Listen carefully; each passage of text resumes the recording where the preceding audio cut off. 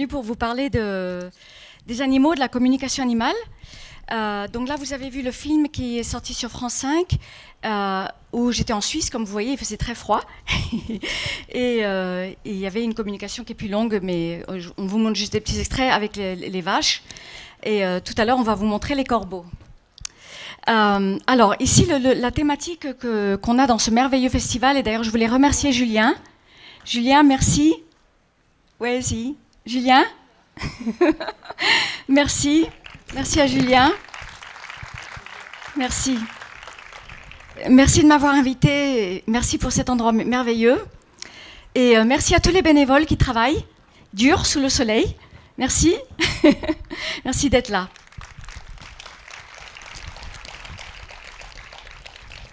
Et merci à vous d'être venus écouter. Merci. Voilà. Je suis très heureuse d'être là et je voyage beaucoup et je suis très heureuse d'être ici et de pouvoir vous parler un petit peu des animaux et des enfants et de l'éducation. Si le parasol ne me tombe pas sur la tête. Ok. Alors, je vais juste faire un tout petit peu un résumé pour les enfants et on va pas, avant qu'on parle de la communication en soi, les enfants par rapport aux animaux.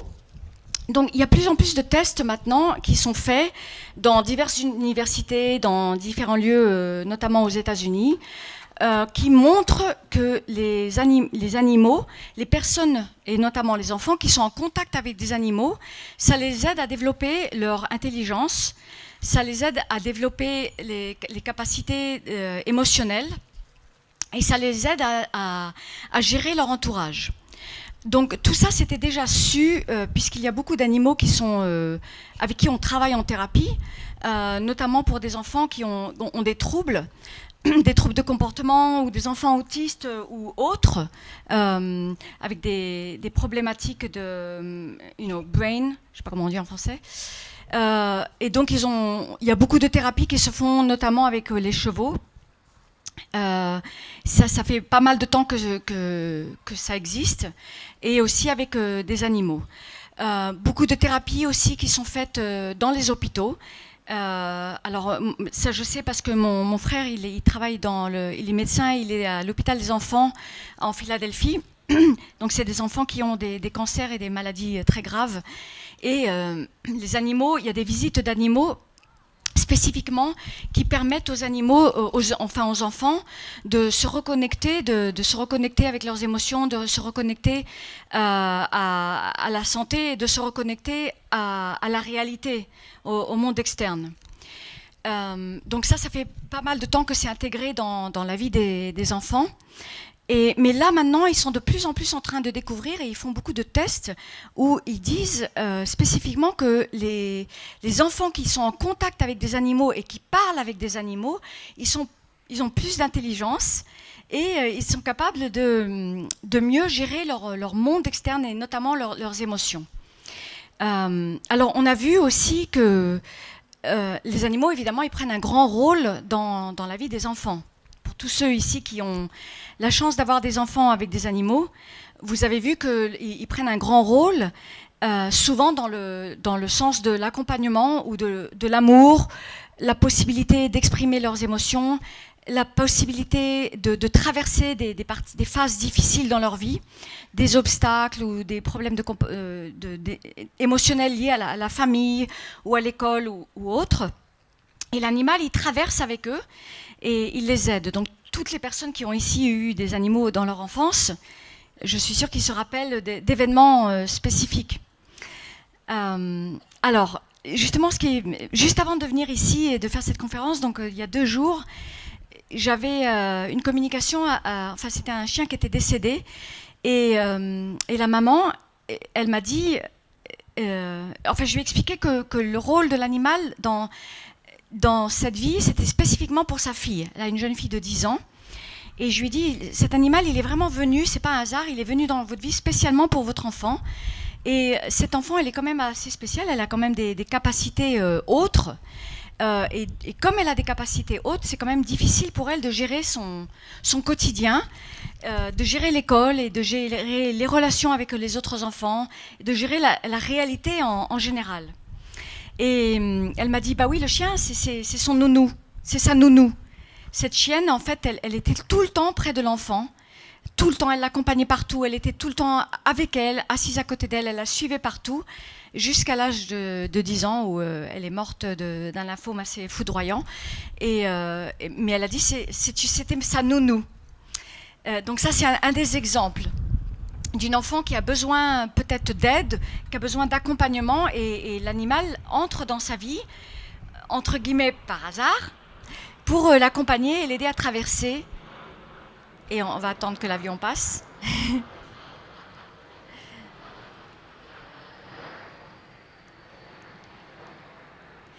Et aussi l'aider à se reconnecter à cette réalité et à pouvoir être plus ancrée. Puisque cet enfant, justement, elle avait des difficultés à être ancrée physiquement dans le monde. Okay. Après, vous avez, donc là on continue à parler des animaux de compagnie. Il y a des animaux qui accompagnent des enfants parce que c'est des enfants autres. Donc je peux parler notamment de mon fils qui est musicien maintenant, qui est violoniste, très sensible. Et il y avait dans toute son enfance, il y avait l'accompagnement de cette chatte Chispa.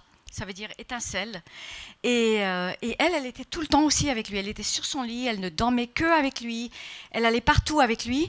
Et j'ai toujours pensé, alors évidemment, je n'ai pas les preuves scientifiques, mais j'ai toujours pensé qu'elle transmettait son énergie extraordinaire à un de mes fils, c'était un de mes fils, qui était extrêmement sensible et qui avait des difficultés pour se relationner à l'école et aux choses comme ça, dû à sa grande sensibilité, son côté artiste et sa profondeur.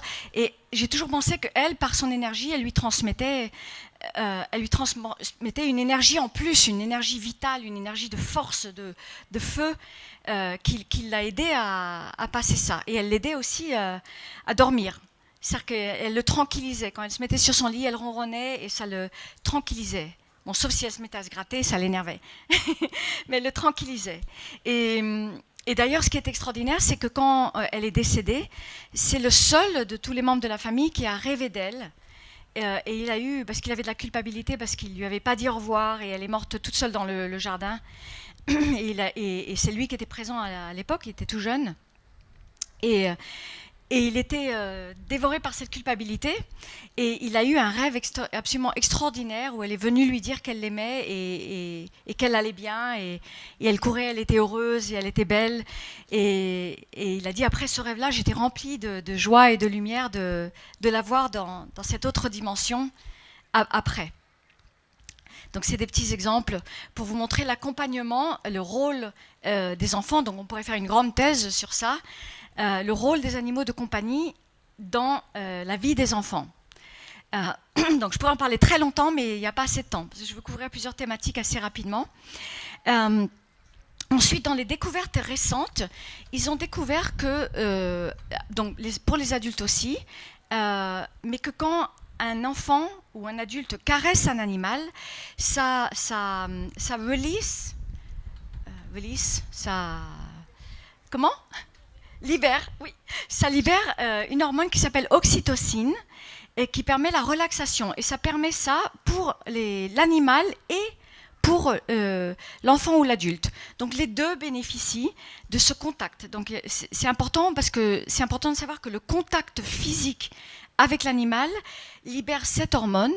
Et ils ont aussi fait des tests en université aux États-Unis où ils ont trouvé que les enfants qui tout jeunes étaient en contact physique, c'est-à-dire qu'ils pouvaient toucher les animaux, avaient des meilleures capacités plus tard pour gérer leur émotionnel et pour survivre des choses qui seraient liées à des traumatismes ou des chocs. C'est-à-dire que ça leur faisait comme une espèce de protection tout jeune pour plus tard dans leur vie affronter les difficultés. Ils ont aussi fait des tests où ils ont vu que les enfants qui étaient en contact physique, ça veut dire qu'ils touchent les animaux, ils avaient plus d'immunité aux virus et aux bactéries. Voilà, je voulais juste vous dire ça. Je trouve ça très intéressant et très beau, vu que j'ai été élevée sur une ferme, donc effectivement on était en contact tout le temps avec des animaux et on les touchait, etc. Alors ça c'est pour les animaux de compagnie. Ensuite, les animaux, les enfants, ils ont souvent des contacts avec des animaux de soi-disant sauvages. Donc ça peut passer de l'oiseau à la grenouille, au lézard, au renard, à la biche qui est venue sur le territoire, enfin toutes sortes d'animaux, même l'araignée, même le scarabée. Et donc beaucoup d'animaux, je suppose que beaucoup de personnes ici ont expérimenté ça dans leur enfance. Ils ont des contacts avec des animaux dans le monde soi-disant du sauvage.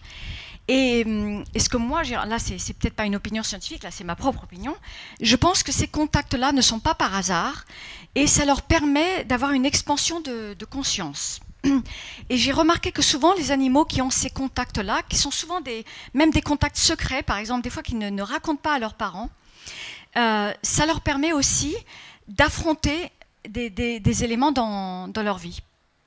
Et donc, je vous donne un exemple personnel. Je me rappelle notamment d'un lézard, un petit lézard qui a vécu dans les cheveux de mon frère.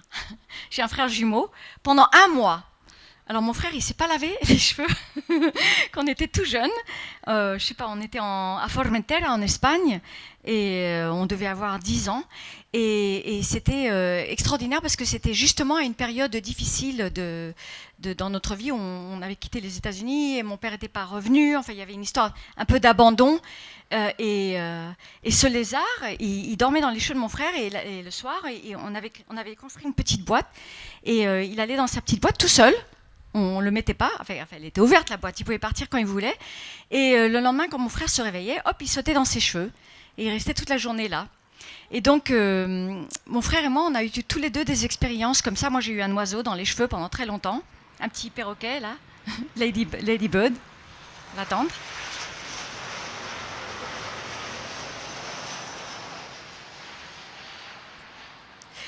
Et donc, c'est des rencontres avec des animaux sauvages qui adoptent un peu les animaux, les enfants. Et les enfants ont eu vraiment une relation extraordinaire avec cet animal sauvage. Donc, j'ai aussi, dans mes expériences de communication animale, j'ai eu... je me rappelle très bien d'une communication, je me rappellerai toute ma vie, d'un chien. C'est défaut professionnel. D'un enfant avec une chèvre.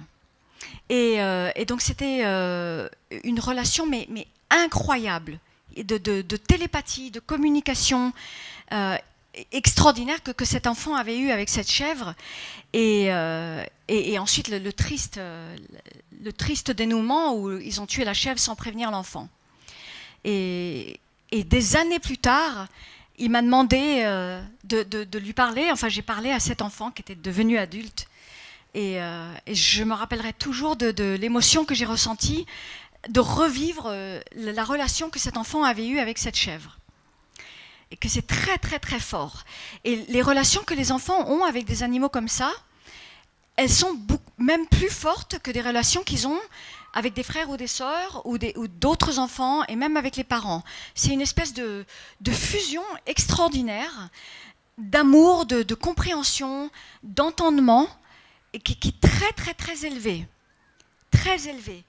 Et donc je pense que ces animaux-là ne viennent pas par hasard dans la vie de ces enfants, ou vice-versa, l'enfant ne se trouve pas dans ces situations par hasard. Vous voyez ? Et ces relations-là, très spécifiques, elles permettent d'ouvrir la conscience de l'enfant, et c'est une ouverture de conscience qui va rester pour le reste de sa vie, qui va affecter sa vie, qui va affecter son futur, qui va affecter comment il se relationne ensuite aux autres. C'est une ouverture de cœur, par la compréhension et la compassion surtout. C'est une ouverture de la compassion ce sera plus jamais pareil. Un enfant qui a vécu ça, il sera plus jamais pareil. Il sera pas comme les autres, voyez ? Et une ouverture de conscience qui maintenant, de nos jours, est très très importante pour les enfants et pour le futur et pour notre planète. Très très importante. Et donc pour moi, je suis très très heureuse que Julien m'a invitée. Je ne sais pas où il est, mais il est là-bas. Hello. Et je suis remplie de gratitude qu'il m'a invitée pour parler de cette thématique par rapport aux enfants, parce que c'est extrêmement important, puisque les enfants c'est notre futur, c'est notre planète, et qu'ils puissent avoir ce développement de conscience très jeune. D'accord ? Et Et moi-même, je me rappellerai toujours de ma relation avec cette âne, Ara, qui s'appelait Ara, quand j'étais petite à Formentera, et qui était malheureux, qui était enfermé dans une petite... c'était très triste, sombre, tout seul, et j'allais lui parler pendant des heures. J'allais le voir, j'allais lui parler, et on avait une relation qui était... que c'est inexplicable. Voilà, on peut même pas mettre des mots dessus parce que c'est tellement profond et c'est tellement fort malgré la tristesse et malgré ces conditions de vie que toute petite je pouvais pas changer. Je pouvais pas changer et ça sert à rien de parler aux adultes sur une ferme avec des paysans qui survivaient et voilà, ça servait à rien. Voilà. Mais ça m'a changé ma vie, cette relation avec cette âne que j'en parle dans le premier livre, Communiquer avec les animaux. Voilà, donc ça c'est pour le contact des enfants avec les animaux, à quel point c'est important et à quel point ça développe différents aspects de ces enfants. Et aussi, quand je dis expansion de conscience, ça leur permet aussi de développer, entre autres, bien entendu, entre autres, des capacités extrasensorielles, puisque le mode de rapport se fait justement par cette télépathie-empathie. Cette télépathie-empathie qui est la communication animale. Et les enfants, normalement, ils le font naturellement. Ok ? Voilà, donc ça c'est le contact. Alors ensuite, je voulais vous parler un petit peu de cette communication animale qu'on voit beaucoup dans le film France 5, on a montré avec divers animaux. Donc cette communication animale, pour ceux qui ne connaissent pas, je pense qu'il y a quand même peut-être beaucoup de gens ici qui connaissent déjà. Qu'est-ce que c'est ? Donc, c'est cette capacité de connecter mon esprit avec l'esprit de l'animal. Et à travers ça, je vais recevoir des images, des sensations physico-émotionnelles, des odeurs, des phrases, des sons, etc., des odeurs. Et tout ça c'est de l'information qui m'est transmise à travers ce langage qui est le langage des animaux. Donc le contact en communication animale avec un animal, c'est pas avec notre langage d'être humain et notre façon de fonctionner à travers l'analyse et le jugement, c'est par cette communication animale qui peut s'appeler de la télépathie-empathie. J'évite le mot télépathie parce que ça implique un transfert de pensée et c'est un petit peu différent. C'est un autre langage, d'accord, dont ont accès toutes les espèces entre eux et nous, humains, avec les animaux. Ok ? Ça va pour l'explication, más o menos? Ok. Alors, ce qui compte, ce que je pense, encore une fois, c'est une opinion personnelle, ce n'est pas une vérité absolue, mais je pense que c'est extrêmement important pour les enfants d'abord d'avoir du contact physique avec des animaux, parce qu'ils apprennent la compassion, ils apprennent le respect pour l'animal, et aussi d'apprendre cette communication. Parce que c'est grâce au fait que l'enfant, il peut déjà aller plus loin en développant une capacité qui est déjà naturelle pour lui. Elle est naturelle pour lui, elle est naturelle pour nous tous. Elle est naturelle pour nous tous. Ça fait partie de notre langage à nous tous, êtres humains. Simplement que nous, on l'a oublié. Par notre éducation, l'école, les professeurs, les parents, notre background social a fait qu'on l'a oublié, ou on l'a mis de côté, ou on en a eu peur, ou on n'a pas voulu aller plus loin. Par contre, quand un enfant il a la possibilité d'apprendre cette communication animale, ça lui valide ce qu'il a déjà. C'est-à-dire qu'il a déjà cette capacité de recevoir l'information sous forme d'images, de sensations, d'odeurs, de pensées, tout ça, il l'a déjà. Et c'est pour ça que les enfants, souvent, ils disent « mais le chat, il m'a dit ça, et le chien, il m'a dit ça, ou le cheval m'a dit ça ». Et ils ne sont pas en train d'inventer. C'est-à-dire qu'eux, ils sont en train de codifier avec des mots ce qu'ils ont reçu sous un autre format. D'accord ? Et donc, ce qu'ils ont reçu sous cet autre format, c'est très réel, c'est très véridique. Et c'est à nous, parents, à nous les parents, donc moi, c'est ce que j'ai fait avec mes enfants, je les ai beaucoup validés dans ces communications-là. Et nous, on avait atteint un point que mes enfants, il n'y avait pas besoin de parler, ils comprenaient déjà comment se sentaient les animaux, Ils ont un respect extraordinaire pour tous les animaux, qui va des fourmis au plus grand, à un éléphant, parce qu'ils ont appris ça tout petit. Et ils comprennent déjà le langage des animaux parce que ça a été transmis déjà tout petit. Voyez ? Donc c'est important de pouvoir transmettre et de valider ce qu'ils ont déjà, mais de valider correctement, sans que ça rentre dans des interprétations ou dans de l'imagination. Voyez ? Et donc, moi personnellement, je pense que ce langage, ça devrait être instauré dans toutes les écoles. Je suis persuadée de ça. Je suis persuadée. On m'a déjà invitée de faire dans des écoles aux États-Unis, et je suis persuadée parce que c'est comme ça, quand on ressent l'animal profond, à l'intérieur de nos cellules, c'est comme ça qu'on le connaît. Et c'est comme ça qu'on peut aussi différencier les espèces. On peut différencier les espèces et comprendre l'importance de chaque espèce sur Terre, sur cette planète, et de son rôle. Ok ? Et les enfants, il faut qu'ils comprennent ça. Il faut qu'ils comprennent ça, parce que presque énormément, je ne dis pas presque tous, mais énormément d'animaux sont en voie d'extinction. Et donc c'est très important que les animaux comprennent le langage et comprennent le rôle de chaque espèce sur cette planète, et c'est pour avoir cet équilibre et cette harmonie. Oui ? Et pourquoi je dis ça ? Parce que plusieurs fois, j'ai été contactée par des scientifiques, donc tout à l'heure on va vous montrer les corbeaux, parce que c'est un passage intéressant. Donc la femme, c'est une... elle fait partie de la royauté en fait, mais c'est une scientifique qui étudie les corbeaux. On va vous montrer ça après. Mais j'ai été contactée par des scientifiques pour comprendre pourquoi certains animaux étaient en voie d'extinction. Et c'est grâce à la communication animale que j'ai pu donner des éléments. Donc, par exemple, je vous donne un exemple, j'ai travaillé avec des oiseaux en Bretagne, donc j'étais abordée par un groupe de scientifiques avec des oiseaux qui étaient en voie d'extinction et ils voulaient comprendre pourquoi. Et donc, en faisant la communication, j'ai pu expliquer qu'est-ce qui leur manquait, qu'est-ce qui gênait sur le territoire. Donc, en vérité, c'était les touristes et tout ça, le bruit, etc. Mais qu'est-ce qui mangeait ? Il y avait quelque chose qui manquait par rapport à la nourriture et moi, j'y connaissais rien. Mais dans la communication, on m'a montré des images et j'ai pu voir les éléments qui manquaient dans l'eau, de de quoi ils se nourrissaient. Et les scientifiques, ils ont été surpris parce qu'ils ont dit, ça, personne ne le sait, c'est montré à personne. Et donc la communication animale, elle est très valable parce que ça nous permet de comprendre pourquoi ces oiseaux migrent autre part. Qu'est-ce qui leur manque ?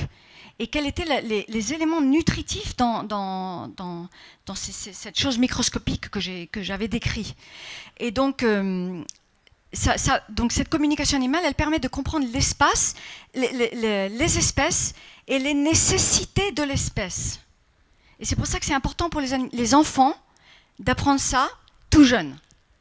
Parce ils vont être responsables de cette planète. Elle va leur être donnée à eux. Ensuite. Et donc il faut qu'ils puissent connaître. Et c'est grâce à ça qu'on peut connaître. C'est avec ce langage que les enfants, ils ont déjà. Il suffit de le réveiller. Ok ? Et en dernier point, ça permet évidemment d'ouvrir le cœur à la compassion. Et la compassion, elle est nécessaire pour notre planète, parce que notre planète, elle est consciente. La terre que pisamos, sur laquelle nous marchons, elle est consciente. Les animaux sont conscients. Les animaux ont des pensées, des émotions et une conscience extraordinaire. Voyez ? Et grâce à cette communication, nous pouvons comprendre la conscience de l'animal sans la relationner par rapport à notre intelligence humaine. C'est-à-dire nous pouvons la comprendre à travers leur propre intelligence. Voyez ? Donc, dans le même film, il y a des expériments. Il y a un endroit où je vais à Strasbourg voir des singes, et avec une scientifique, et vous allez voir que je ne suis pas très contente, mais on ne va pas la montrer aujourd'hui, mais dans cette partie-là, je ne suis pas très contente parce que les expériments sont faits pour évaluer l'intelligence humaine des animaux à travers l'intelligence humaine, ce qui est complètement absurde. Donc on ne peut pas évaluer cette intelligence, mais on peut la comprendre grâce à la communication. Et c'est pour ça que c'est tellement important pour les animaux, les enfants, je dis toujours animaux au lieu de dire enfants, décidément, de connaître ce langage et de pouvoir l'appliquer. Voilà. Julien, est-ce qu'on peut montrer les corbeaux avant que je prenne les questions ? Julien ? Ah. Il est plus là. Ah, hello. Je voulais vous montrer le passage des corbeaux parce que c'est justement ce dont je parle avec une scientifique. Et alors dans ce passage, on voit comment les corbeaux construisent leur... Alors il faisait très froid, ça c'était en Allemagne. Vous avez vu que j'aime pas le froid. C'était en Allemagne au mois de mai, il faisait 8 degrés. Alors on a eu des petites problématiques à cause de la pluie et tout ça, mais on a quand même réussi à filmer les corbeaux. Et on voit comment ils sont, leur intelligence est extraordinaire, comment ils peuvent développer leurs propres outils. Et la compréhension qu'ils ont des choses extraordinaires. Donc on va essayer de vous montrer ça. Attendez, je vais peut-être aider Julien à... Je peux poser ça là ? Attendez une seconde, je reviens.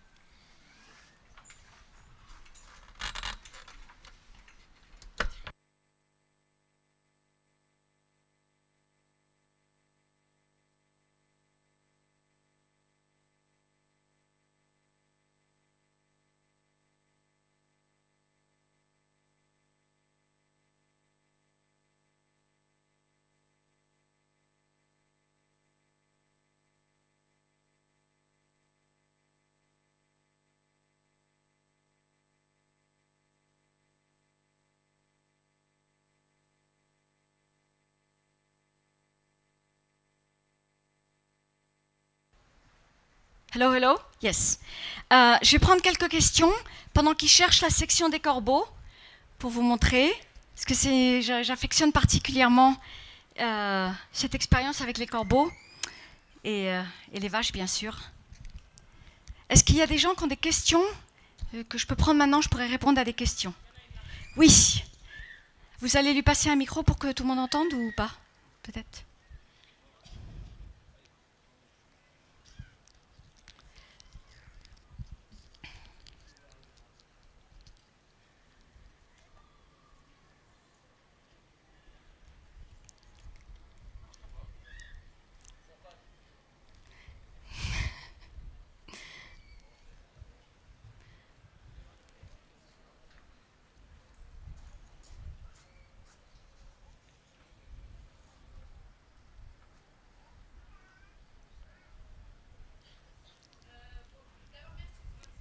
Thank you.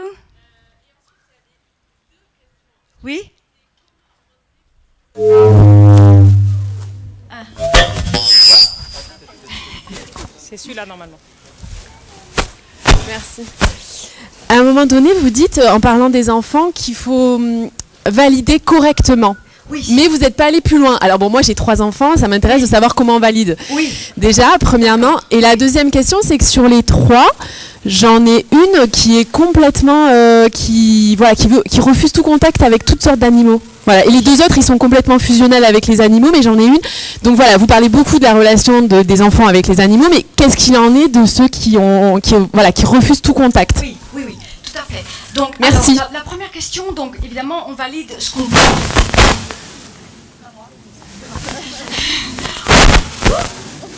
J'en fais rien. Hein. Hello? Oui. On valide ce qu'on peut. Parce que c'est très possible qu'ils vont vous dire des choses que vous n'allez pas pouvoir valider, que vous n'allez pas comprendre. Mais dans ces cas-là, c'est intéressant de leur poser des questions et de leur demander comment ils savent ça. Parce qu'ils vont vous dire, de toute façon c'est très simple, ils vont vous dire ou j'ai vu, ou j'ai entendu, ou j'ai ressenti, ou j'ai une odeur, ou je sais parce que je sais et je ne sais pas pourquoi je sais. Ça c'est la claire connaissance. Donc il faut valider. Je pense. Hello? C'est moi? Ah. Parce que là, j'ai très attention. Donc il faut valider le mieux qu'on peut. Et si on ne peut pas valider, donc dans ces cas-là, on demande comment tu sais, comment c'était pour toi, quelle était ton expérience, comment tu as ressenti, est-ce que tu as vu des images, qu'est-ce que tu as vu, voilà, approfondir. Parce que ça leur permet aussi de développer plus. Après, les enfants qui... Alors évidemment, il y a les enfants qui sont cruels avec les animaux. Donc j'espère que ce n'est pas les vôtres. Sûrement pas. Donc c'est vrai que pas tous les enfants sont des saints et pas tous les enfants aiment les animaux. Et d'ailleurs, ils ont réalisé, là, récemment, il y a eu des études qui sont sorties aux États-Unis, parce que là, ça n'arrête pas, là. Tout le monde se tue en ce moment, là. Les shootings, toutes les 3 secondes, et ils ont vu que presque presque tous les événements qui sont de shootings, enfin de tueries, c'est des enfants qui étaient cruels avec des animaux. Donc s'il y a des enfants qui sont la moindre chose, quelle que soit, hein, de cruauté, enlever une aile, mais il faut tout de suite éduquer ou aller amener chez un thérapeute. Après, les enfants qui refusent le contact, il faut laisser. On ne peut pas savoir qu'est-ce qui se passe, il faut laisser. Bien. Oui, par là. Je ne sais pas si je vais vous entendre sans micro là. Là, il y a un micro.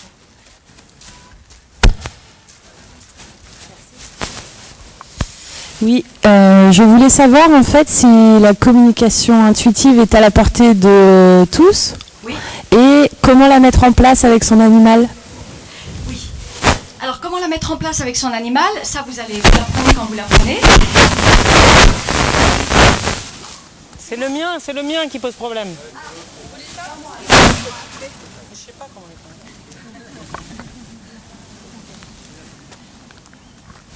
Donc, pour moi, oui, la communication animale est à la portée de tous. Et c'est pour ça que je l'enseigne.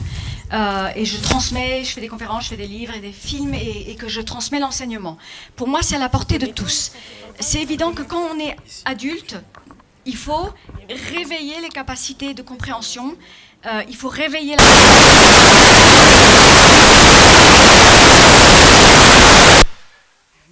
Je suis innocente. Je vais y aller. Il faut réveiller tout ça. Et il faut l'apprendre correctement parce qu'évidemment, quand on est adulte, on est passé par tellement de choses qui nous ont bloqués, qui ont enlevé notre estime, notre confiance et nos capacités naturelles, qu'il faut le retrouver. Mais absolument, c'est à la portée de tous parce que sinon, je ne serais pas en train de l'enseigner. Je ne me fatiguerais pas à enseigner si ce n'était pas pour que les gens puissent le faire. Voilà. Oui. Oui. Ouais, más o menos. Comment? Allez-y. Oui, peut-être. Ouais. Ah. J'ai un nouveau micro. Ah, chic. Merci la technique.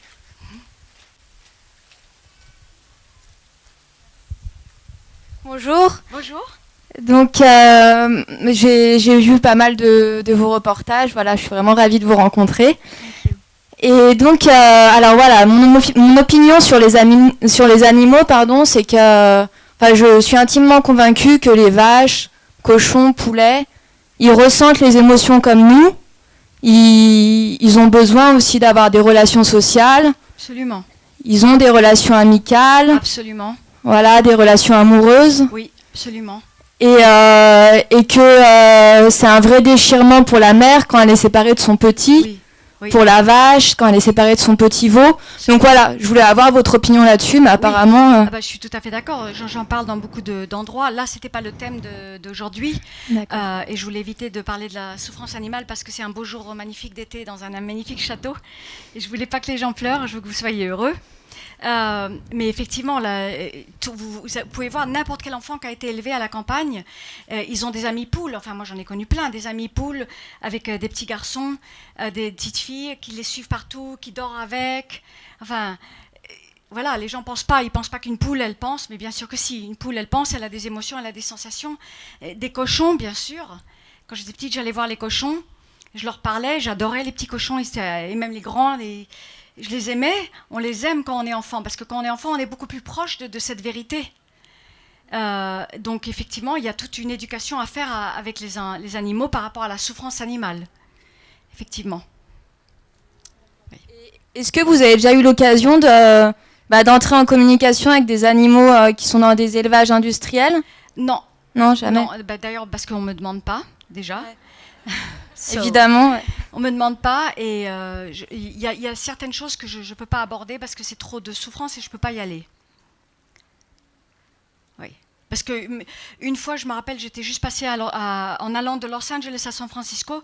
Il y a un endroit où on passe, il y a toutes les vaches noires qu'ils utilisent pour la viande, la Black Angus. Et on était en voiture et je suis tombée dans les pommes. Parce que j'ai tout ressenti et tout ça, et je suis quand même pas le genre à m'évanouir toutes les 3 secondes, je suis quand même ancrée. Je suis pas quelqu'un d'allumé, pas trop. Et je suis ancrée quand même. Et donc c'était tellement fort l'impact parce qu'elle savait très bien tout ce qui se passait. Donc j'évite, j'agis là où je sais que je peux agir. Et mon rôle, à moi, il est d'agir sur les consciences et sur l'éducation. C'est mon rôle qui m'a été donné à moi. Chacun a des rôles différents. Il faut énormément de gens sur cette planète pour s'occuper des animaux. Il faut beaucoup, beaucoup de gens.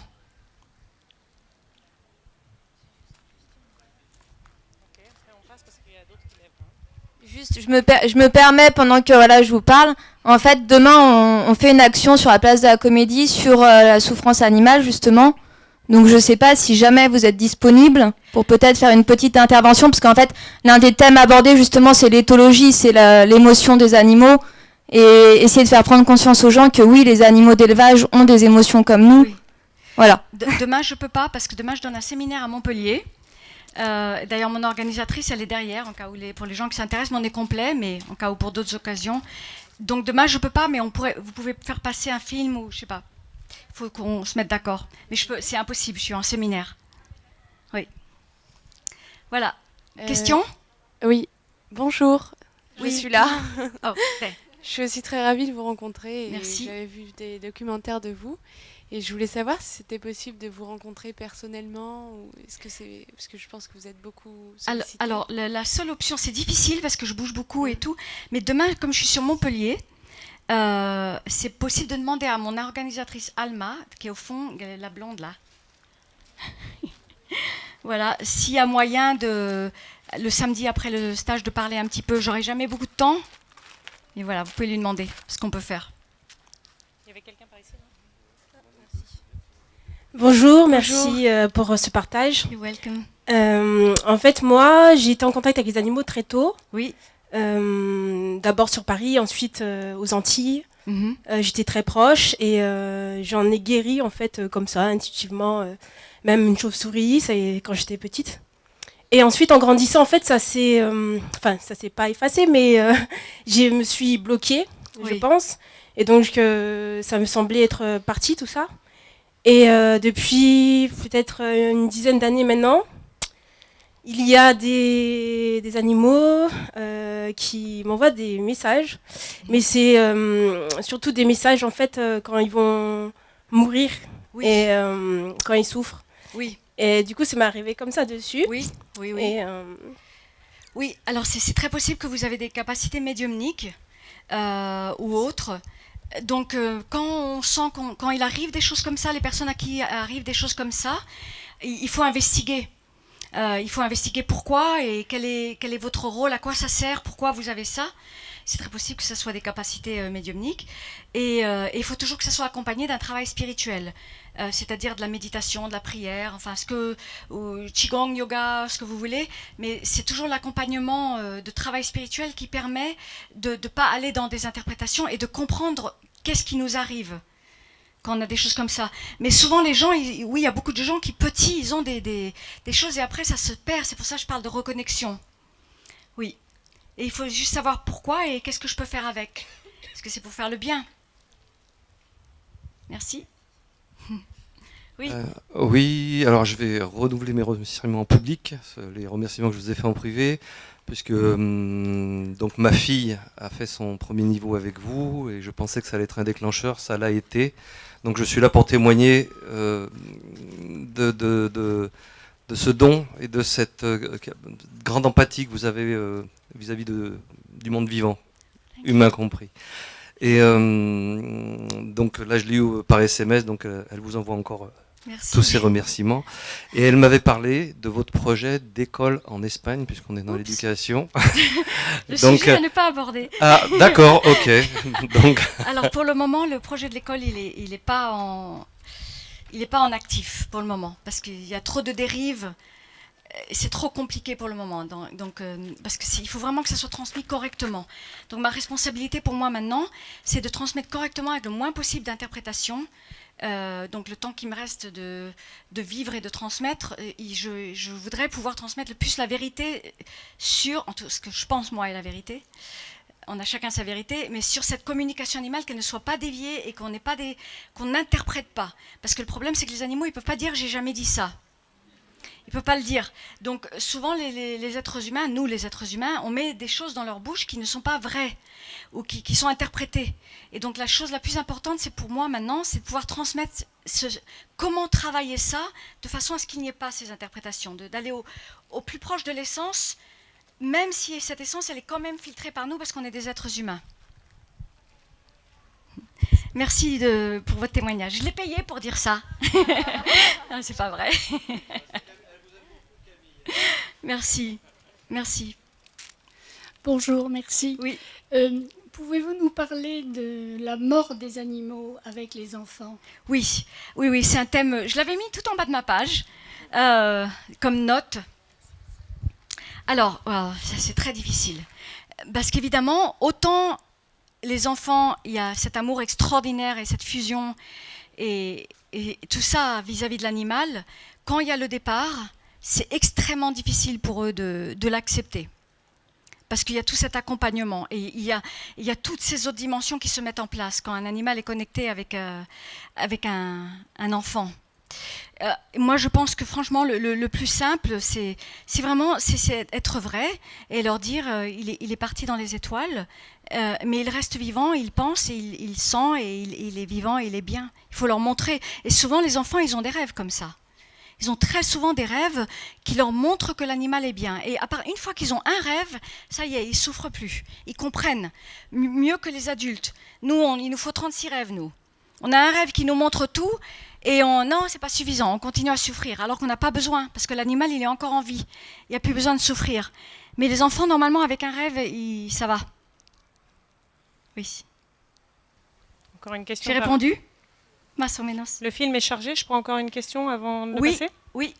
Qu'est-ce qu'il a là? Bonjour, Oui. moi je viens pour ma fille qui vient d'aller aux toilettes, qui voulait vraiment vous rencontrer, qui Bah, veut après. faire, elle a 13 ans, Oui. et elle est très connectée avec les animaux, et Oui. bon, j'ai toujours validé, on a beaucoup d'animaux à la maison, donc Bravo. elle entretient, elle a Oui. 13 ans.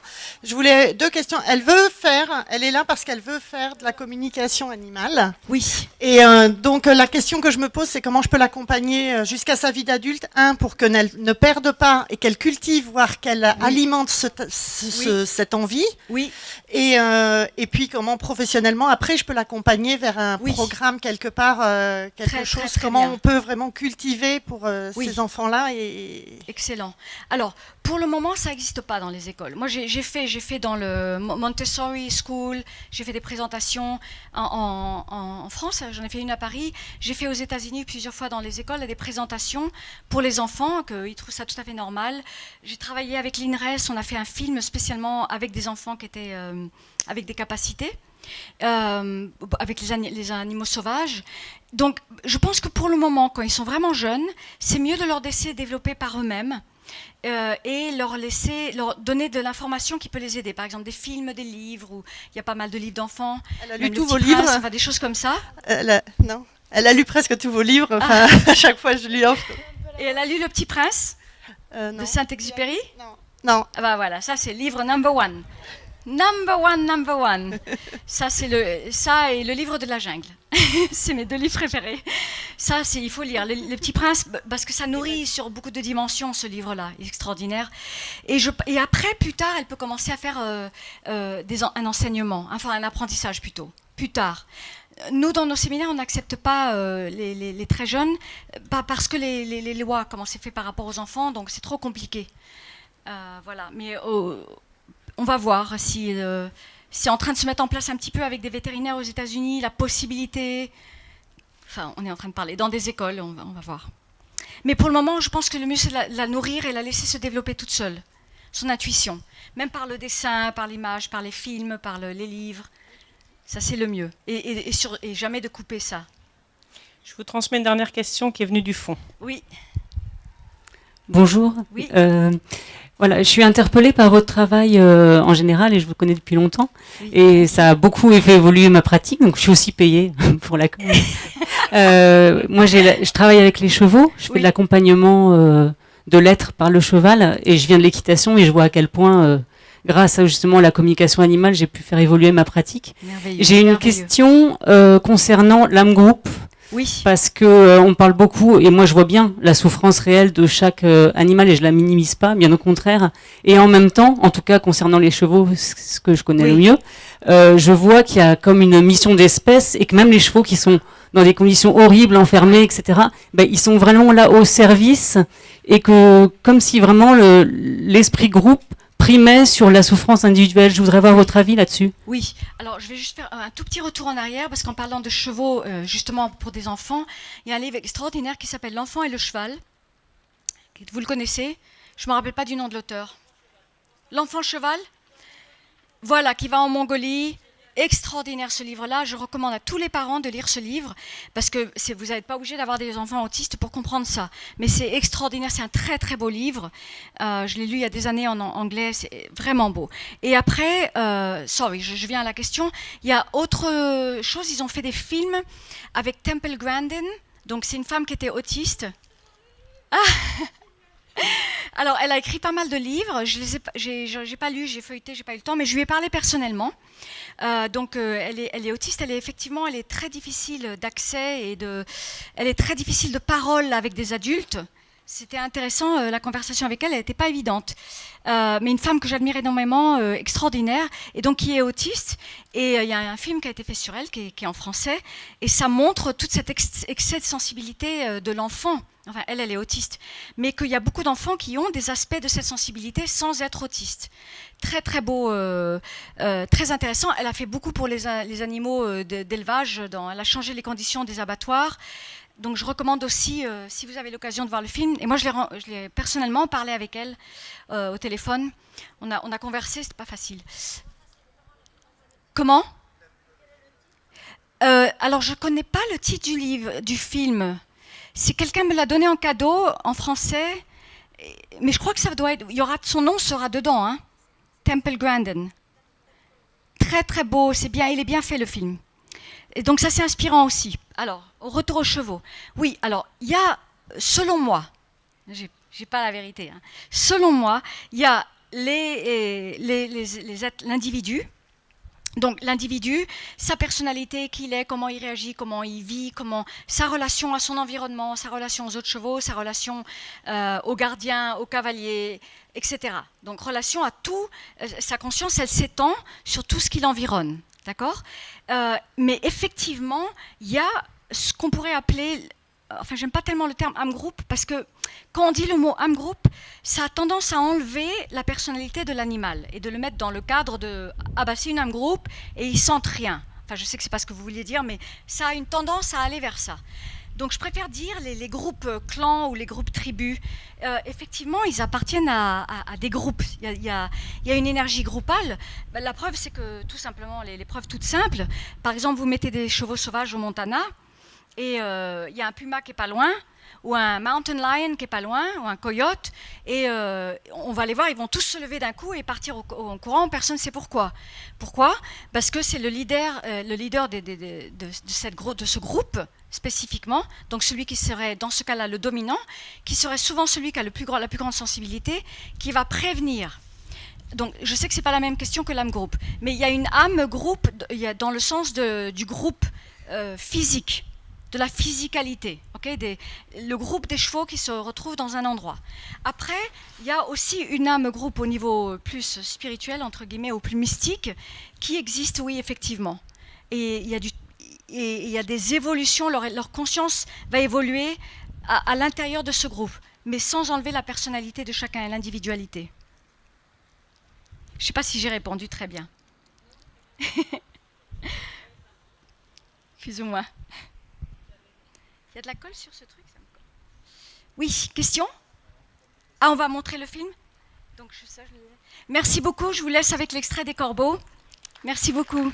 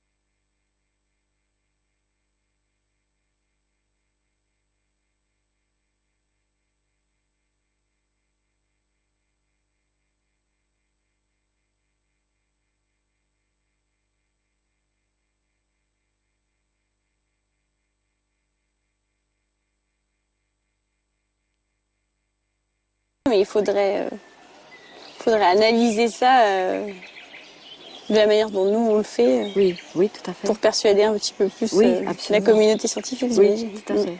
Oui. Ce qui me quotidiennement sur la tombe de son maître, flot d'informations qui lui permet de gérer son monde. Et nous, humains, on soupçonne même pas le degré de l'intelligence des animaux et quelle est cette intelligence.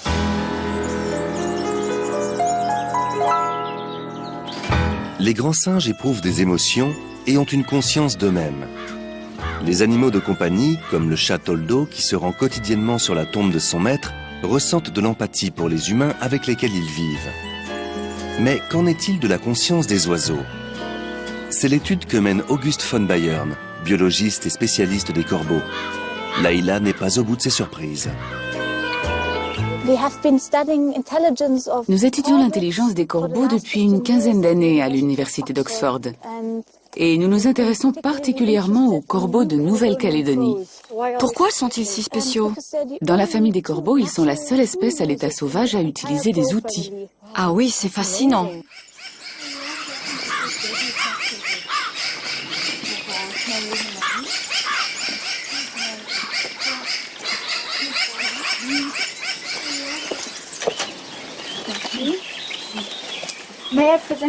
Je vous présente mes étudiants, Véronique Meyusevka et Hugo Mel, de France.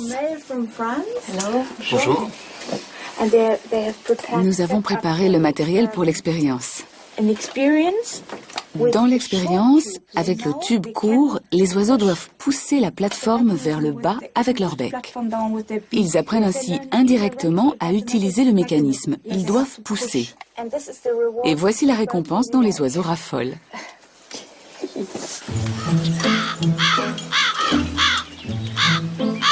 Dans cette expérience, on présente au corbeau la boîte munie d'un tube court.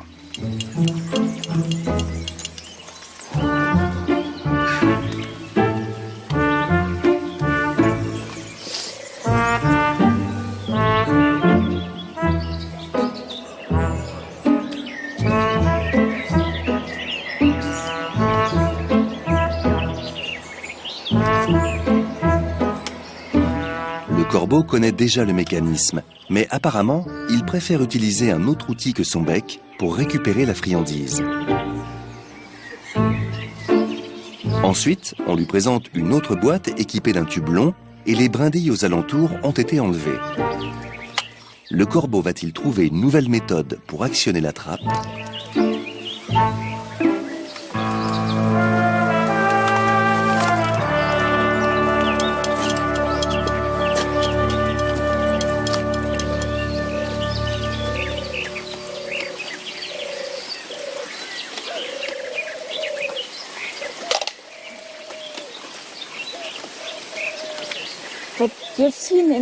On constate dans les expériences que les corbeaux peuvent, une fois qu'ils ont compris le mécanisme, trouver un moyen différent pour résoudre un problème.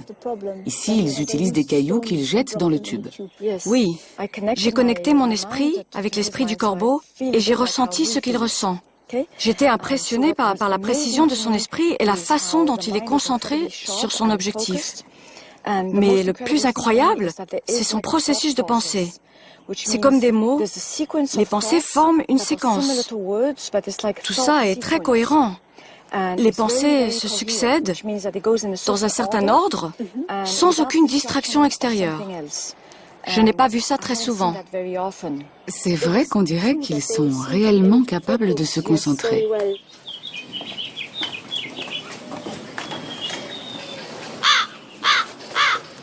Une autre expérience imaginée par Auguste montre que les corbeaux non seulement utilisent des outils, mais peuvent aussi en fabriquer, mieux adaptés à leurs besoins.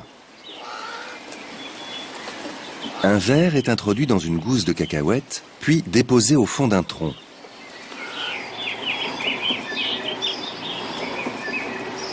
Une tige droite, mais au bout flexible, lui est proposée comme outil.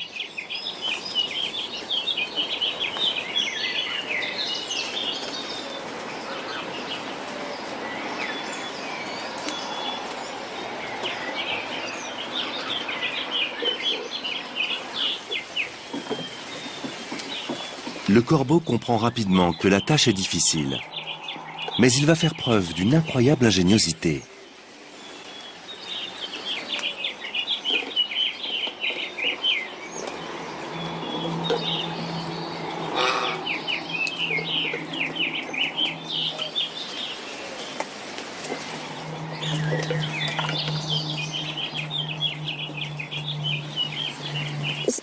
C'est étonnant parce que cela montre que lorsqu'ils ont compris le fonctionnement et qu'ils savent ce dont ils ont besoin pour résoudre un problème, ils sont capables de trouver une solution qu'ils n'avaient jamais utilisée auparavant. Ceci est difficile même pour un jeune enfant. Absolument. C'était prodigieux. Ce que j'ai trouvé intéressant, c'est la rapidité de son esprit et sa capacité à séparer les choses. Il peut séparer les objets qui sont autour de lui entre ceux qui vont lui être utiles et ceux qui ne le sont pas. Il y a une forme d'analyse. Ils font des catégories avec d'un côté les choses fonctionnelles et de l'autre les objets non fonctionnels. Exactement. Et ce qui est aussi extraordinaire, vraiment, mais j'étais émerveillée, c'est sa capacité à se projeter dans le futur. S'il veut obtenir quelque chose, il peut le faire. Et calculer que s'il fait ceci, il obtiendra cela, et s'il obtient cela, il pourra alors obtenir ceci. Mais en réalité, il garde toujours en tête son objectif final. C'est très intéressant que vous évoquiez cela, car c'est un sujet que nous étudions à travers plusieurs expériences. Jusqu'à quel point les corbeaux peuvent-ils se projeter dans le futur? Lorsqu'il a changé la forme du bâton pour en faire un crochet, pour l'utiliser dans la boîte, le corbeau a vraiment ressenti ce qui était en train de se passer. Je veux dire qu'il ne s'agit pas d'une simple observation de sa part, mais qu'il a une perception sensorielle du crochet qui attrape la récompense. Et son esprit analyse le processus tout du long. Oui, nous savons que les corbeaux de Nouvelle-Calédonie à l'état sauvage ont une perception sensorielle localisée. Leurs plumes au niveau du bec leur permettent de ressentir très précisément ce qui est en train de se passer. Dans la nature, lorsqu'ils cherchent des larves dans le bois en décomposition, ils ne les voient pas toujours, mais ils ressentent leur présence. Ils ont en fait une perception tactile très développée. Ah oui, ça c'était fabuleux, car ils pouvaient ressentir jusqu'au bout du bâton. Vous pouvez donc interpréter et ressentir toutes les choses qu'ils font, ainsi que leurs pensées. C'est vraiment fascinant. Qui aurait pensé il y a quelques années que l'étonnante intelligence de ces oiseaux serait révélée par la science? Et qui sait si cette forme de communication intuitive ne sera pas un jour également validée par les scientifiques? Mais a-t-il existé une époque où nous conversions aisément avec la nature? Et si oui, quand le dialogue a-t-il alors été rompu?